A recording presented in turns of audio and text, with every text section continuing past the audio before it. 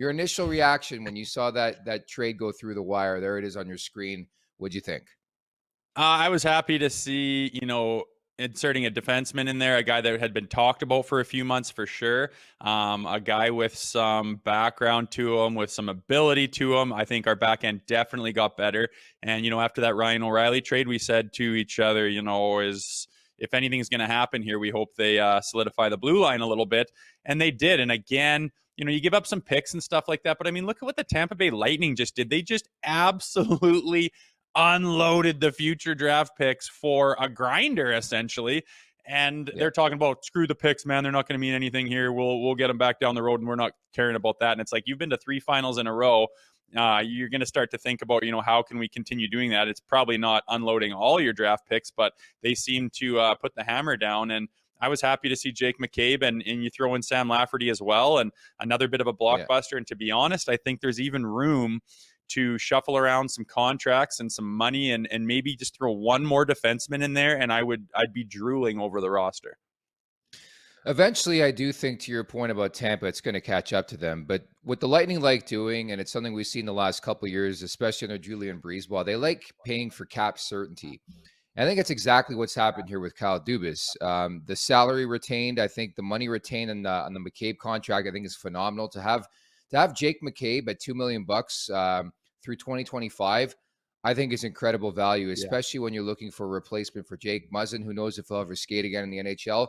And number two, in this cap world, when you're paying all your big boys the big money, it's so amazing to have defensemen get paid like that who can play up your lineup the way Jake McCabe can. And even having Lafferty next year at 1 year, 1.15 million to really help to the depth of the bottom six. He's having a good year. So all around, I look at it as a win. I think in terms of the assets they gave up, Gogolev, who knows on that front. Joey Anderson's a fringe AHL type guy. We've seen it at bits and pieces in the NHL this year. You give up a first in 2025, a second in 2026. Like, you're kicking the can down the road. So quite frankly, I had no issue. I mean, considering some of the deals we've seen, as you referenced, the Tampa one, I think the Leafs got pretty good value in this deal, Rosie. Yeah, I mean, just put the shoe on the other foot. Let's just say the Tampa Bay Lightning acquired Ryan O'Reilly, and they got Achari, and they got some depth, and they get McCabe on the back end and Lafferty to solidify, some of that depth up front, and we unload draft picks out the ass for kind of a grinder. We would be pulling our hair out. We'd be screaming all kinds of obscenities at Kyle Dubas. It's time to give him his due. And I Yeah. understand that this isn't proven to be a winning team yet, but honestly, that's not Kyle Dubas's. It's not his job to make that a winning team on the ice. It's his job to put names on pieces of paper in the locker room with the coaching staff and the leadership in that room. It's their job to gel and make it work on the ice. It's Dubas's job to get the deal done and get those guys in the locker room. And I cannot imagine anyone, even the biggest Dubas haters, could say that he hasn't done a hell of a job here at the deadline, and it's still not even over. Yeah, bottom line, he's put this team in a position to win, not only around, but to win the Stanley Cup. So let me ask you this. Assuming Kyle Dubas would like to return, assuming the Leafs would like to have him back, is it time to give him a contract extension? Like, I do fully agree with you. In the past, I haven't agreed with everything he's done, but I think on paper, I mean, there's not much more you can do. You picked up Ryan O'Reilly, wins the Conn Smythe Trophy. Nola Chari's having a great year. Jake McCabe's going to add to the depth in the back end. Lafferty to the bottom six. Like, you really can't naysay what he's done so far. Still a couple days left, but would you give this guy his extension right now? Yeah, I don't think they will, but everyone, we're sitting there going, oh, he's earned it and stuff. And they're not even caring about that. Him and Shanahan are sitting down daily talking about, the day-to-day operations of this team and the trade deadline. His contract is not even in the back of anybody's mind right now. I believe he's going to get re-signed. I'm quite sure he's confident he's going to get re-signed, even if some massive meltdown happens in the playoffs again, I don't think that it's going to be on him. He has given them every chance that he can give them to be successful. Look at the roster. Look at the names you just had up there. It's like, this guy's put this together in a salary cap era, got all these players to sign and be traded and play in Toronto.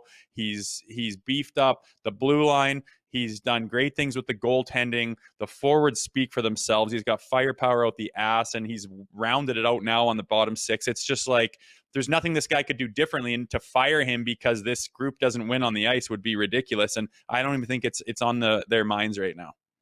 Hey, you played in the league, man. It's a results-oriented business. You can do anything you Yeah. want. You don't win, you're done.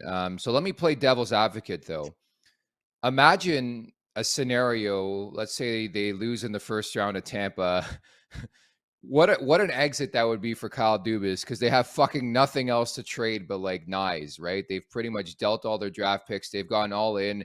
Does that give you an indication that Kyle Dubas, you have to thinks his job's on the line again? We don't know what's going on behind the scenes, but he's pretty much gone all in here to suggest, yeah, my job's on the line with this team. No. Yeah, I just don't agree, man. I don't think he's worried about his job. I don't think he's hammering panic buttons. I don't think he's terrified. I think he knows where he sits. And maybe that is he knows or he thinks or he has an idea or there's been some indication from Shanahan that, hey, if we don't get it done in this first round again or if shit hits the fan again, it's going to be, heads are going to fall. Maybe he does know that. I don't think that's the case. Again, I think that what he's done, who are you going to bring in?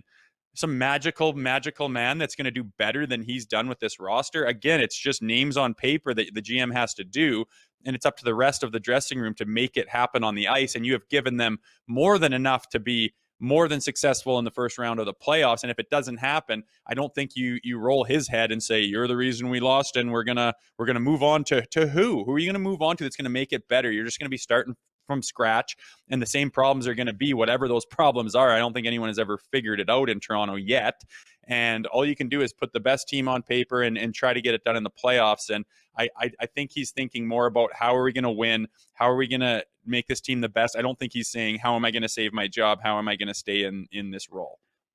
Personally, I think you're onto something because the onus is now firmly on the players. The GM, everybody involved saying, hey, we've done our best. We've helped your Yeah. ass out big time. Like, look who you have on your roster. You have a Conn Smythe winner from a couple years ago. You got the big four. Everything has a line for this team. But unfortunately, again, they're going to play Tampa in the first round. It's going to be a battle.